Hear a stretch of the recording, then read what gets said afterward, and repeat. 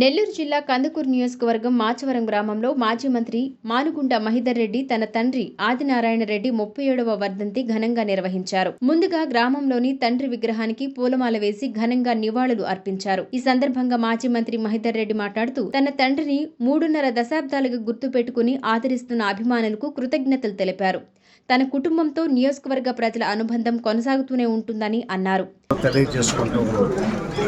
ఒక మనిషి మరణించిన తర్వాత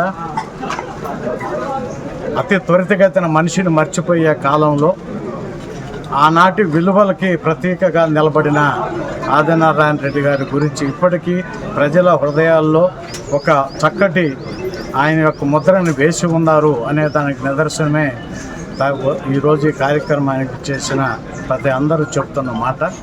వారి యొక్క ఆశీస్సులు ఆయనకి, ఆయన ఆత్మ ఎక్కడున్నా కూడా అది దానికి పవిత్రత చేకూరుతూ శాంతి కలగాలని మనస్ఫూర్తి కోరుకుంటూ అభిమానించిన ప్రతి ఒక్కరికి కూడా మరొకసారి హృదయపూర్వకమైన ధన్యవాదాలు మా కుటుంబం తరఫున. ఈ కార్యక్రమంలో మానుగుంట ప్రభాకర్ రెడ్డి, ముఖ్య నాయకులు, కార్యకర్తలు, అభిమానులు పాల్గొన్నారు.